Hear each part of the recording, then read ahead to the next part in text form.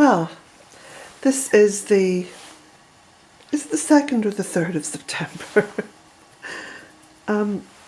Anyway, it's been quite cool this morning, so I've lit the stove, and as you can see my kettle is boiling away on the top of it, which is pretty good because I'm in need of a cuppa. I'm just going to close this up now. I shall make a little cuppa after I finish making this video. I've got some orange peel on the top of the stove because that dries beautifully and gives off a lovely scent of orange oil, and then can be used as a fire lighter.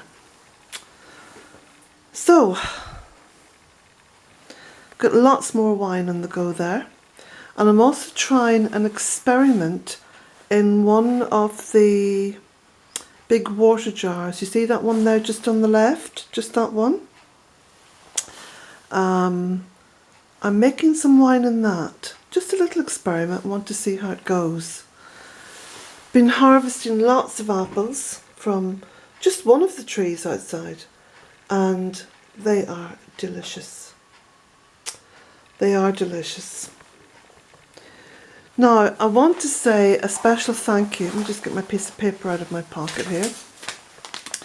I want to say a special thank you to Stephen Mullins. Stephen, thank you so much. I so appreciate your very kind donation, as well as ordering a book and a map. Thank you so very much. Bless you. I also want to say I've had lots and lots of pre-orders for the In Search of the Goddess Rising book. Now, if you need me to clarify that I have received your money and added you to the list, you can do that by emailing me. I'm very happy to email you back. I think I explained on the page where you order the book that PayPal no longer sends me through email addresses. I have to go searching for them on PayPal.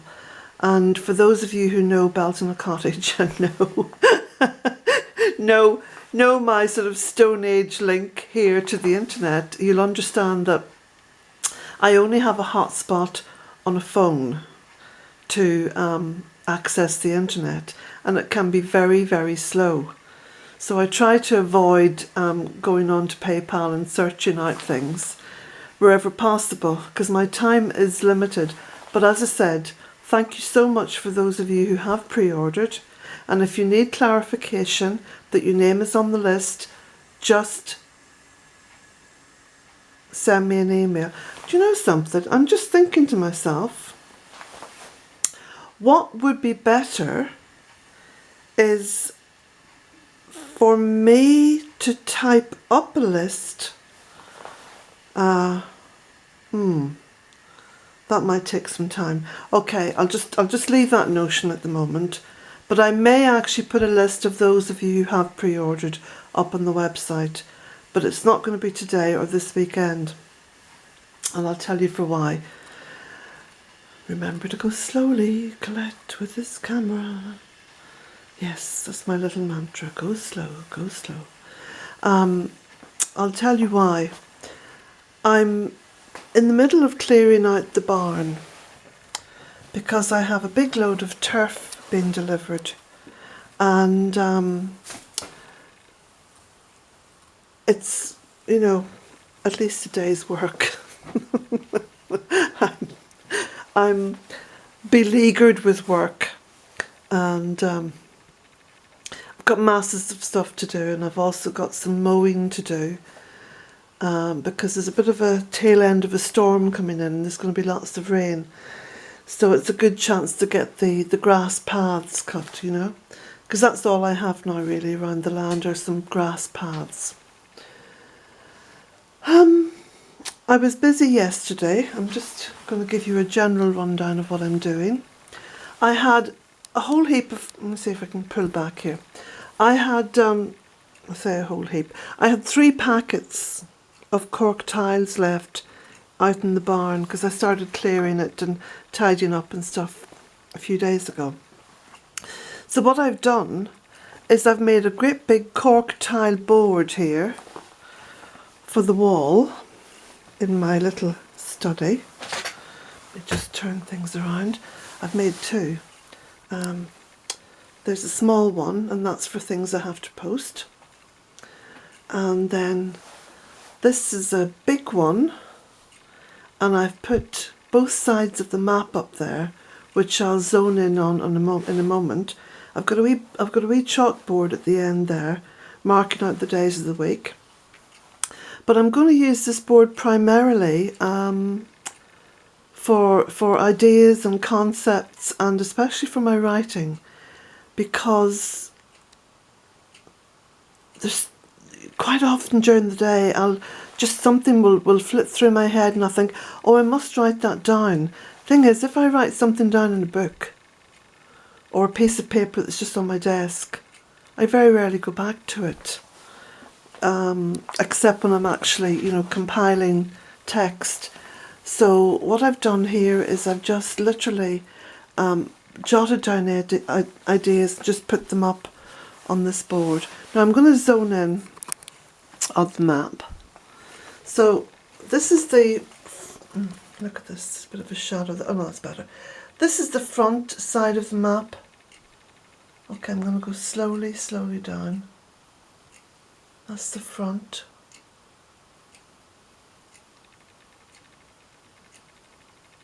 Isn't that beautiful? And then on the reverse side, it starts literally, let me just go back down here till I show you. If this is the front, okay, if you can imagine the map as one big long piece. So it's going down, from the back of the cottage down to the front of the cottage. That's the front. And then the back picks it up from the front of the cottage. You see there? You've got the north bank and the steps coming down through the fairy woods, down, the swales, the ponds, the silt pond, the bog garden. A few of you have asked me if I could roll this map and post it. Well, let me just show you. Again, I'm just going to go nice and slow. These are the maps here, okay? And I'm going to show you how this folds, because you can see, you might be able to see the little fold lines there. There's one fold line there and another one there. So I'm just going to put this down on the desk and show you how it folds. So this is the back, this is the front. Okay, so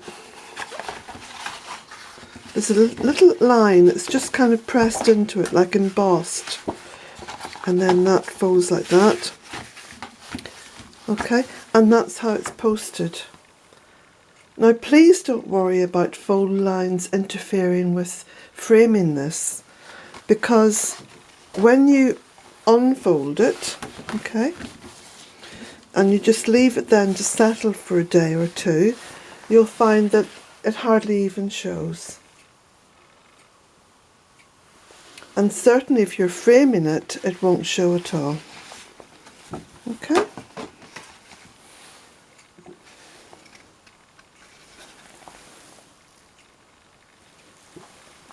Right. Hopefully that's explained that.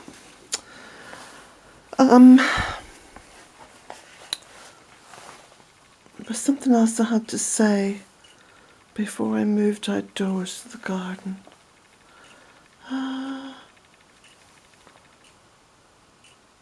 Can't think of it now. I may think of it as I walk around.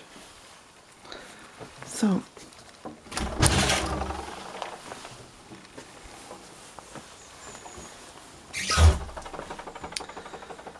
now, there's my lawnmower out. And the barn, as you can see. it's what I would call an organised mess. In other words, I know what has to be moved, I know where it's going, and I'm very much on task. But we'll say no more about that. Oh, and there's Jackie Boy. Jackie Boy was sitting around the front because I've got the front door open and he has his bed there. So, you can see how well, by the way, the celery's done. That's just some of it there. And I've been doing a fair bit of stir frying recently, which has been lovely. And using as many of the vegetables that I've grown as possible. You can also see the sedums, which are opening up. We've got this beautiful, sort of pink effect going on. There's little bees around the nasturtiums.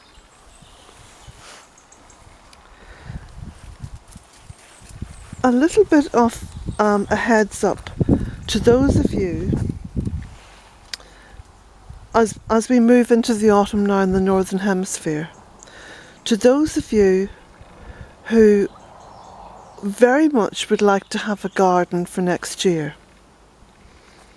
This is the ideal time while the earth is still quite warm, all of this month and maybe even into next month as well. It's the ideal time to start creating a garden the easy way. The easy way.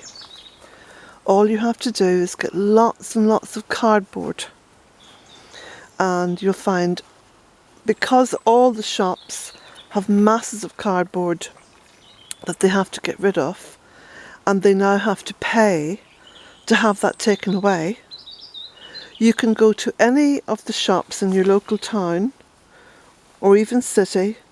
I think there's a particular day each week when the cardboard is collected, and you can literally just go along and say, do you mind if I take a bundle of this cardboard? And many of the shops have got the cardboard already all flattened out, so the boxes are all flattened out, and then you've got a massive amount then which is all tied up into like, you might get sort of 40 or 50 boxes flattened, stacked on top of one another and tied up, ready for the recycling van to collect. So you can go and ask for some of that, and shopkeepers would be happy to say yes, because it means that they don't have to pay as much then to have their refuse collected. And all you do is you go onto your patch of land and you stamp down the weeds. Don't even bother pulling weeds. Stamp them down, flatten them down, put the cardboard on the top. Make sure there's lots and lots of overlap on the cardboard, because you don't want anything coming up between the cardboard. So lots of overlap. And then on top of that you can add straw. You can add wood chips. If you have a garden shredder, you can be shredding lots and lots of, shrubs and branches and stuff like that. You can just put that on the top, which will then enable the cardboard to stay in place.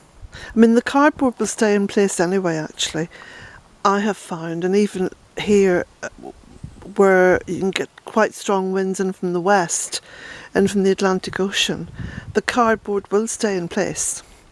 If you haven't got any of those things to put down on top of the cardboard, just weigh it down with a few stones or even some tyres or whatever. What happens is that all that biodegrades down, and come the spring you'll still have the cardboard there, because it should remain in place for about a year or more.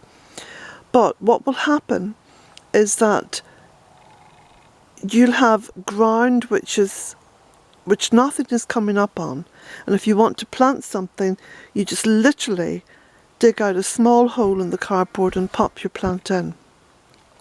It's not good for sowing seeds on, obviously, but then I've never just sown seeds raw. What I've done is I've always sown them into modules or trays and then potted them on and potted them on until they're big and healthy enough to plant out without the slugs attacking them. So, Jack's found some grass there. There's a particular kind of grass that he likes to eat, and it helps him with his bile in his stomach. And I often wonder what happens, with dogs that are, that don't have access to outdoors in that way. It's probably something you can buy that you can grow in trays or something. So,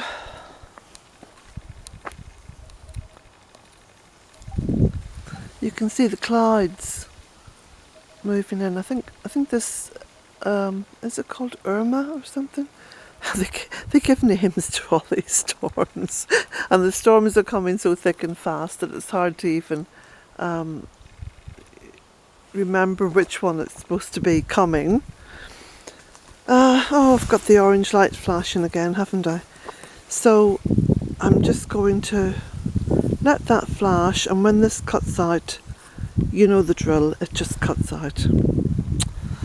I noticed a massive amount of cobwebs on the bushes and trees this morning. A lot of them have since disappeared. It's interesting that.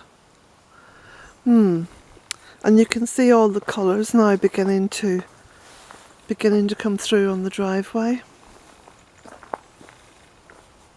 It's quite beautiful really, isn't it? Because you begin to see all the shapes of the different trees, because they're all colouring down at different times. Jack? Jack?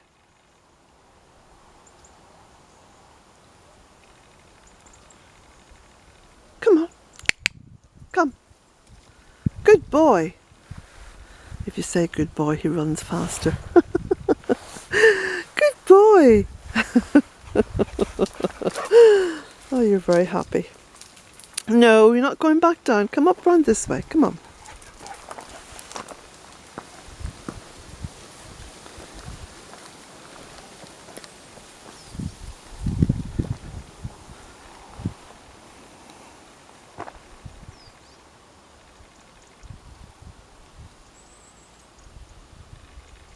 It's a nice smell of wood smoke on the air now, since I've lit the stove. I must say it's just a beautiful day to be outdoors. Just beautiful.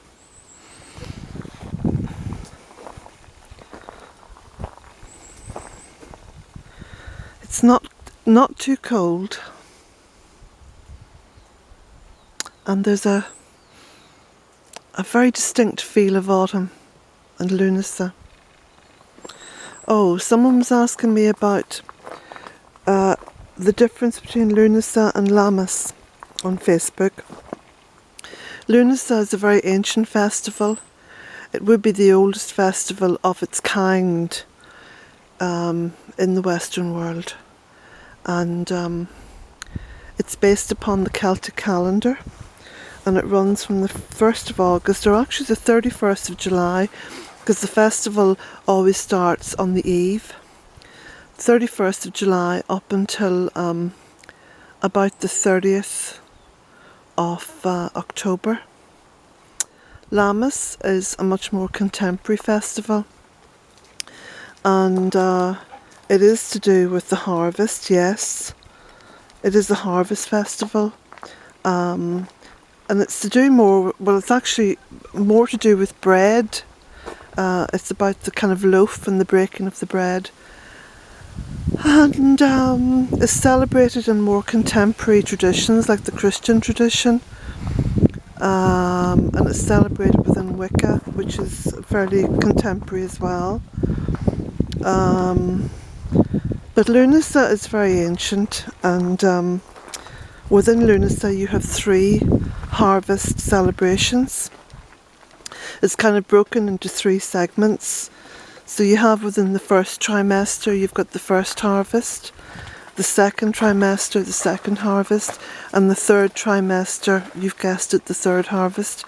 And those of you who grow and are more familiar, kind of closer to the earth in that way, will recognise that that's actually how the harvest goes.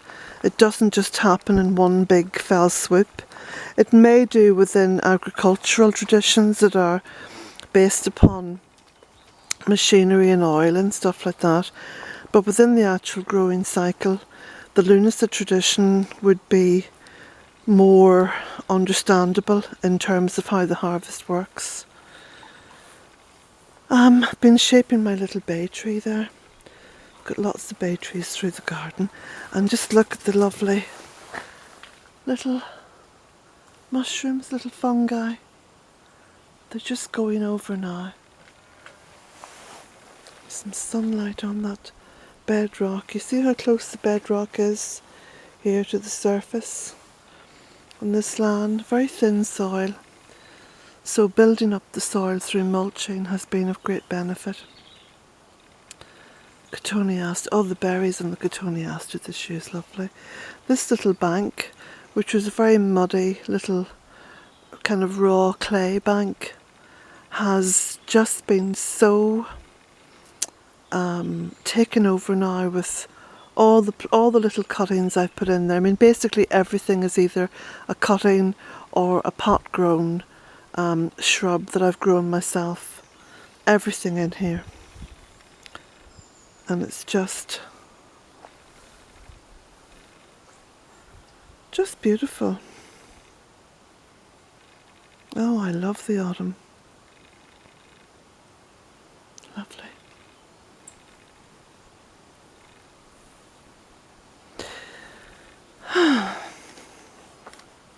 I'll just walk over here because this orange light is still flashing, so I may as well keep walking and letting you see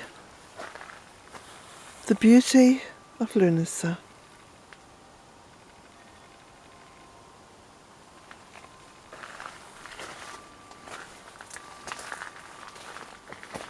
I'll go up round this way for a change.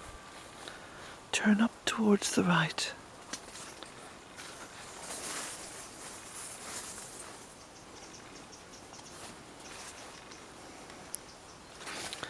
It's hard to believe that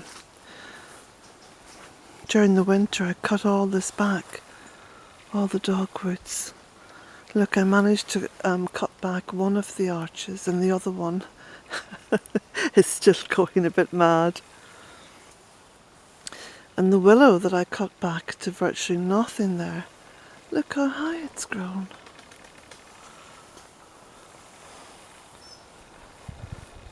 It's my beautiful oak tree up here, and that's a little fairy thorn.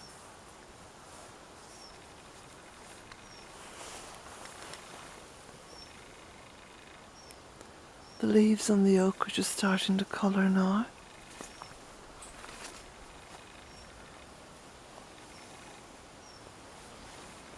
Got a massive amount of willow there.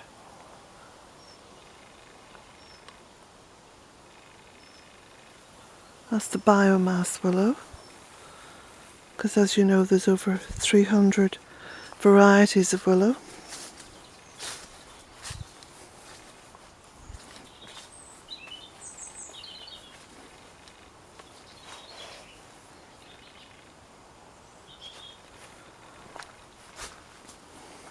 New compost heap here, sprinkled quite a lot of ash over it. Ready now for the next kind of layer of stuff.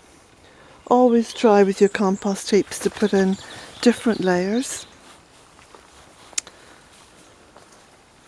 Keep mixing it all up, although I don't physically mix the compost. I leave it be.